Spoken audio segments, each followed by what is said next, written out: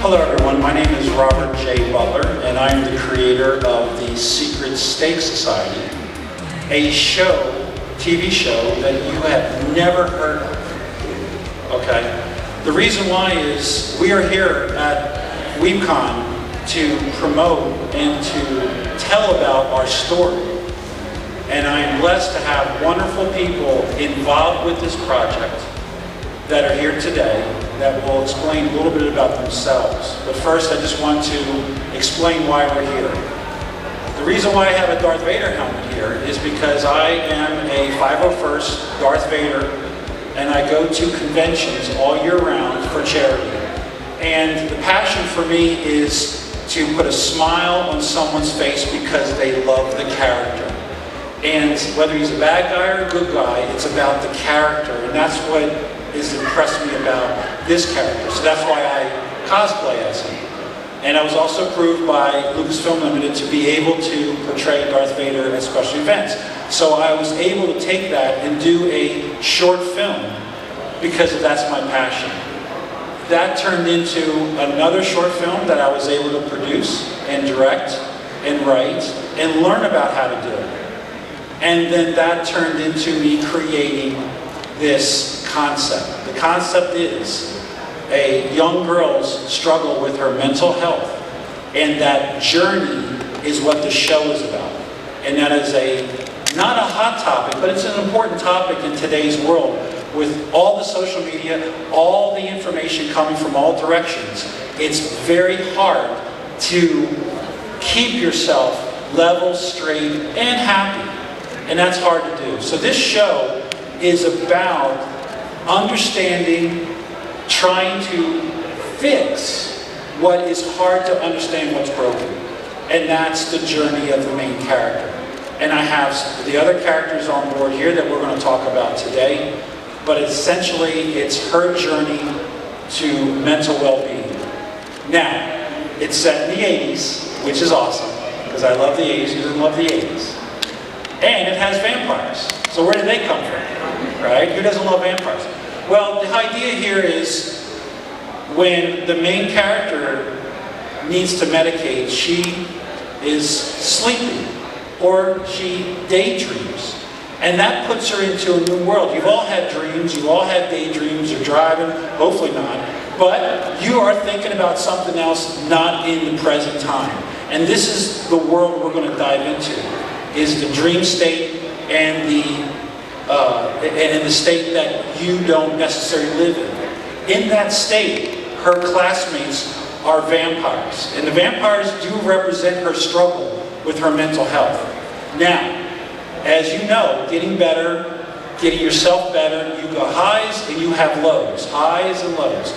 She kills them off, she's getting better. They come back, she's getting worse. And as the show progresses, and as we can get this show made, our goal is to help others out there that struggle with these highs and lows. And that's what we're trying to get to. So the Secret Stake Society is a society made by two of the characters that we bring on other people into their society to kill vampires, but essentially is to get her better. And that's what the idea is. So, with that being said, I'd like to introduce the cast members that are with me today. They're giving up their time.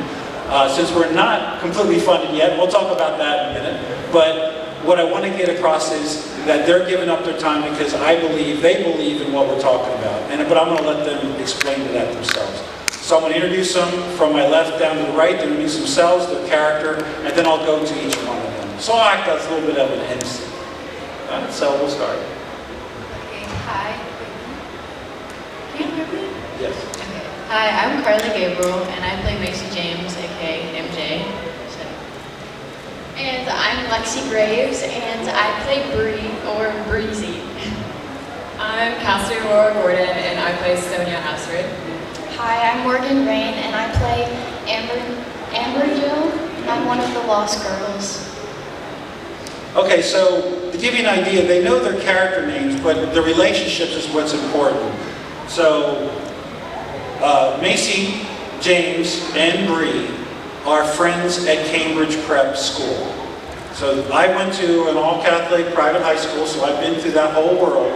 and I understand that whole dynamic. So I wanted to make a prep school, not necessarily religious-based, but a prep school. And that's the school that they're in. As you can also see, we have an all-female Texas-led cast. So I wanted to make sure that I gave strong characters to female actors in this area. We're going to expand that. There will be guys, there will be boys, there will be other opportunities to bring other people on the show, which I've already kind of creating. But right now, I'm really proud that we're going to give these opportunities to these ladies. So Macy and Bree are connected. Cassidy's character, Sonya Asrid, is the new girl in school. She's the one that everyone's talking about. She has something going on.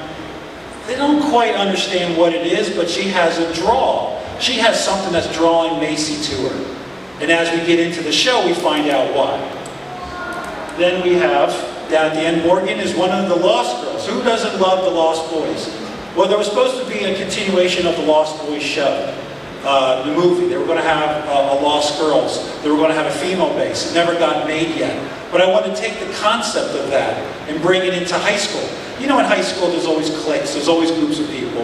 Well, now there's going to be a group of vampires walking around in your high school. And that's one of the dynamics. So Morgan is playing Amberjill, one of the 3 Lost Girls. They report to Sonya. Sonya reports to the headmistress of the school.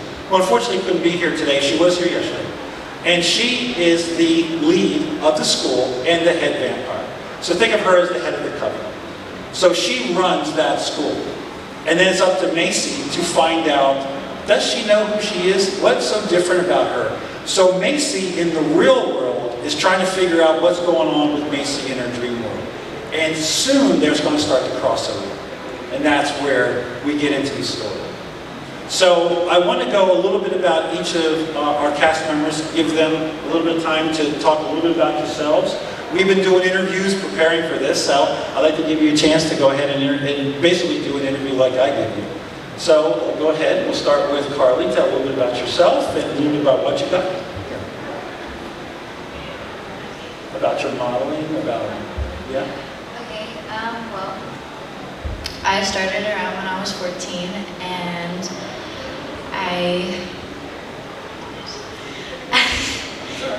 You started when you were 14? I started around when I was 14, and then now it's just kind of led me into the acting and stuff like that, my modeling, but I really enjoy it. I mean, I haven't done anything so big yet, but I think this is a great opportunity, and I love the storyline. I love that he really tries to fit our characters into our own personalities.